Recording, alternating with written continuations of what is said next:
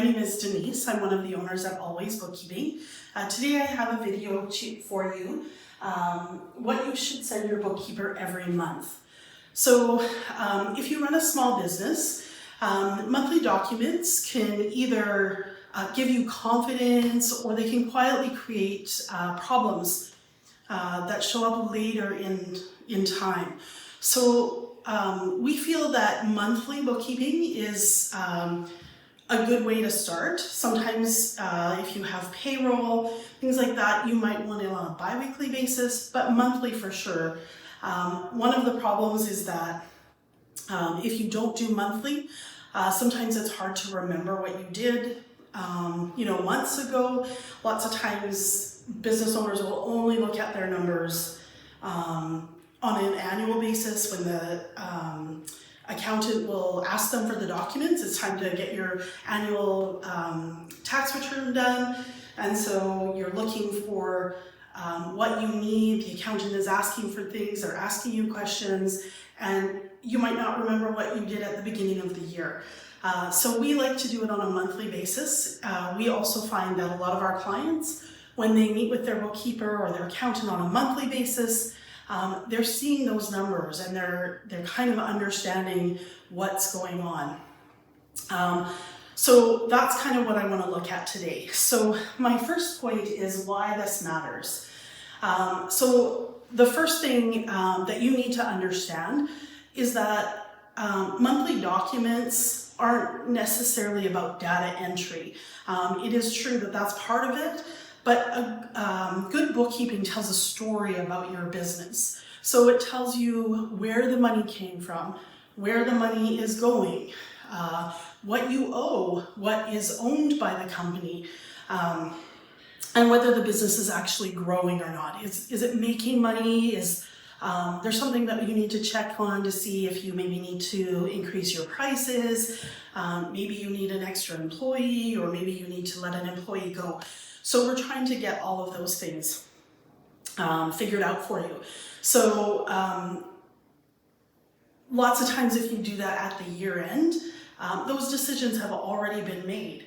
And you don't know till the year end whether or not you should have made those decisions or not. So we want to just make sure that you're figuring that out. Again, with monthly bookkeeping, so the way that we do it at Always Bookkeeping is we like to look at a 6-month comparative so you can kind of see what's been happening the months before.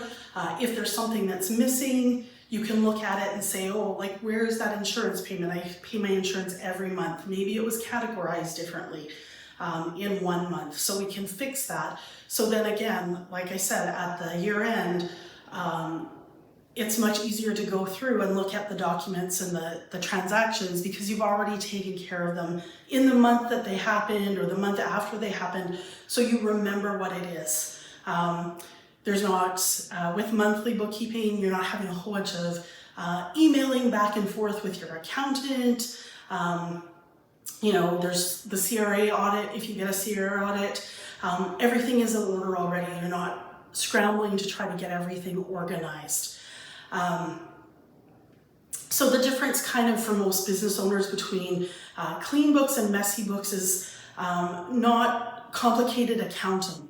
It's just having a reasonable process. So things like bank statements, credit cards, statements, those are the things that the bookkeeper needs. So the second topic is what you need to know.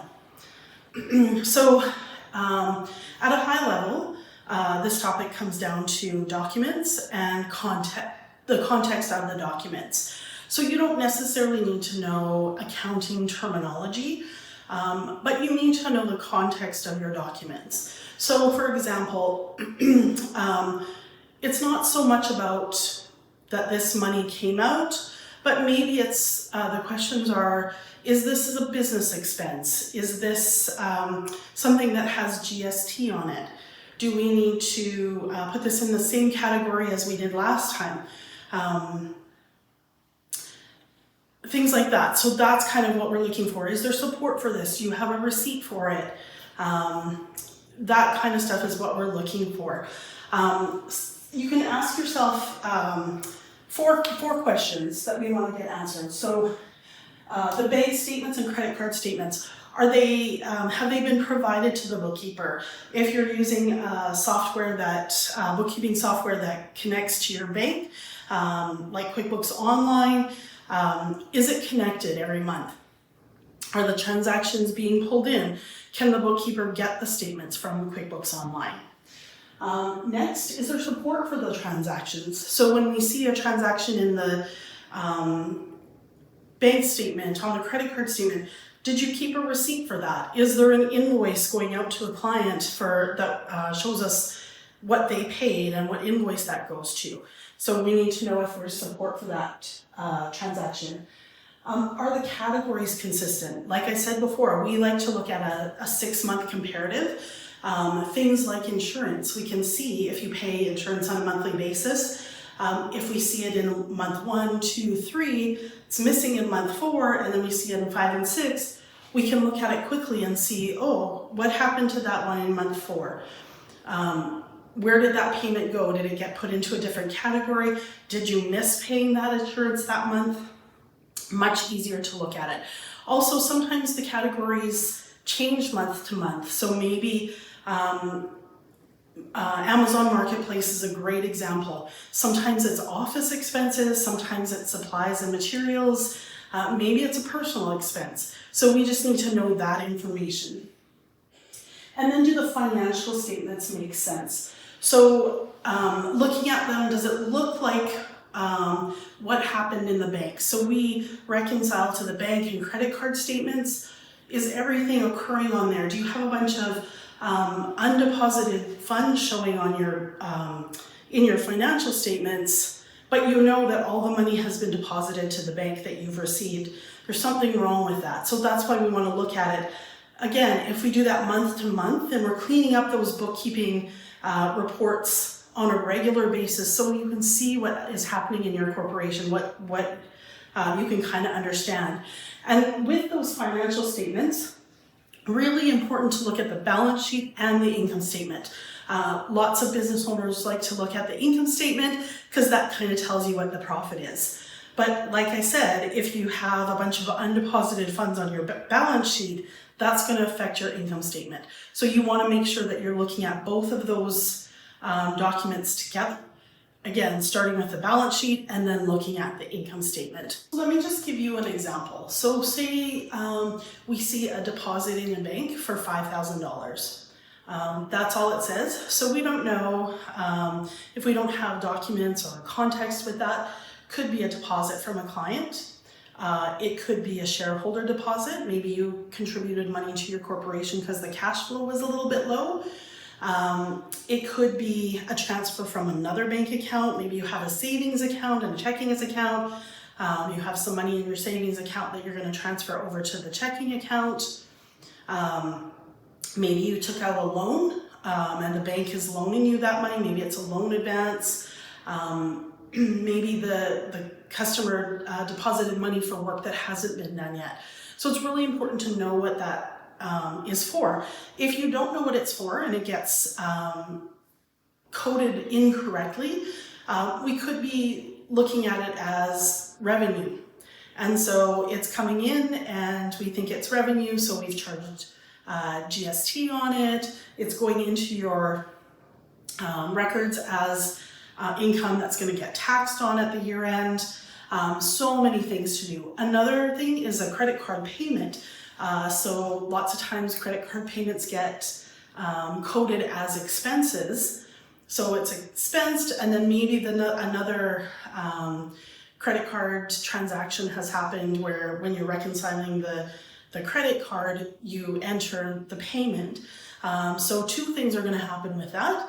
One is that, first of all, your credit card isn't going to reconcile, and also your expenses are going to be overstated because you've recorded that expense or that credit card payment as an expense.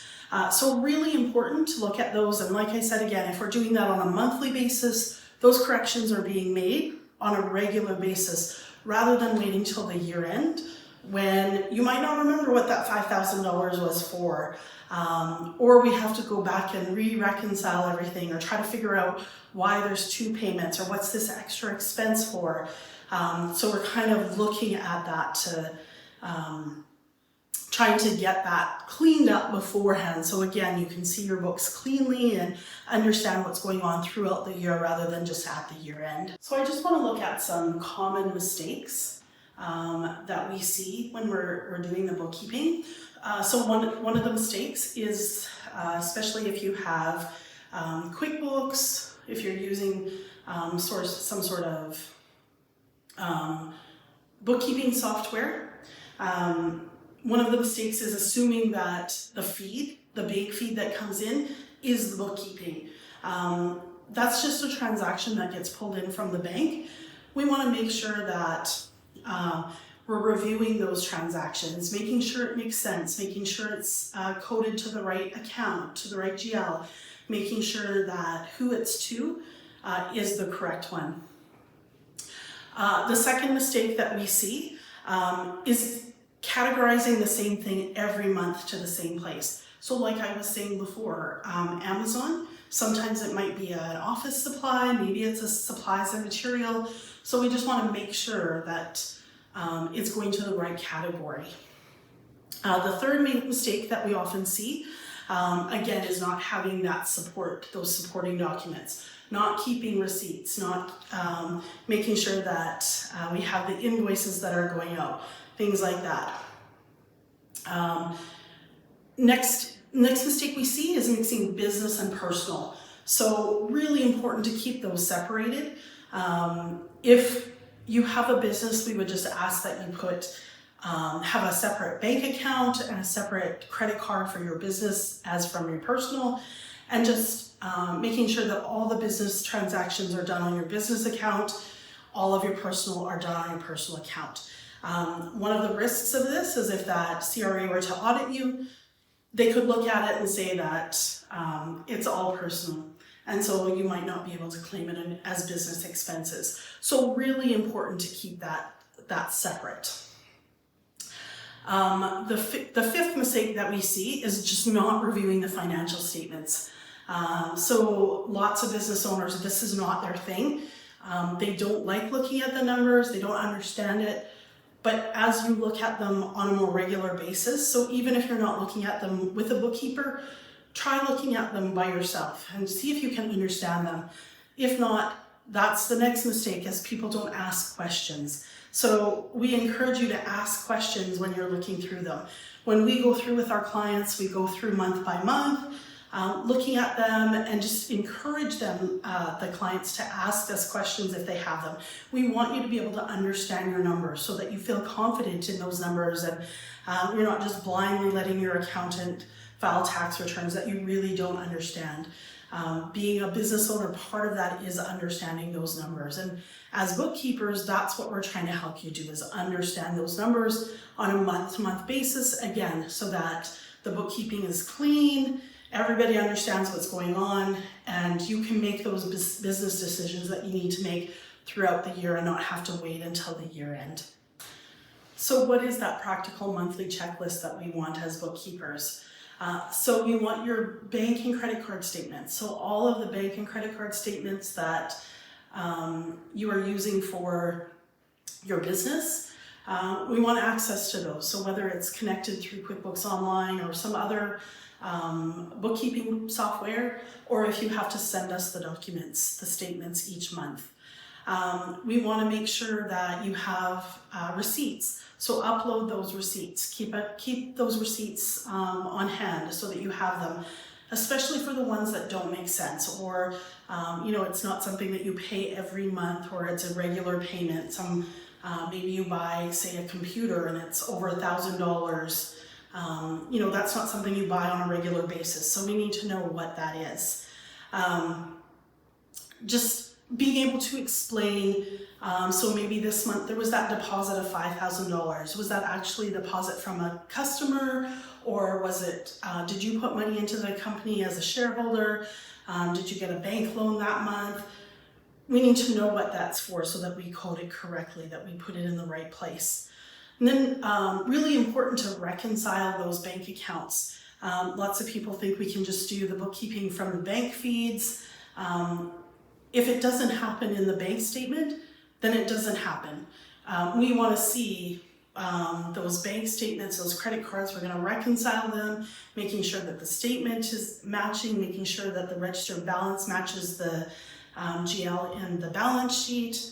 So we want to reconcile those. And then we want to make sure that you're reviewing those, the balance sheet and the profit and loss, so that you understand what's going on, so that you can see the anomalies throughout the months. Like I said before, if there's something that you pay on a regular monthly basis and you missed that payment one time, if it's not showing, where is it? Did it get coded to a different account? Did it not get paid? We need to know all of those things. So again, the big thing is that then we have all your books in order. It doesn't have to take a long time for you to do it. And if you're doing it on a monthly basis, it can take just half an hour to get that all done, get it to your bookkeeper. That's really what we want to see. We want to make this easy for you so that you can go out and make more sales. So I hope this video has been helpful for you. If you found something interesting in this video, I just ask that you like it. And if you need help with this, if you're not quite sure where to start, if you like the idea of having a bookkeeper do your monthly books for you and have a meeting and help you explain the balance sheet and profit loss to you, please feel free to give us a call and we can give you a free initial consult and let you know how we can help you.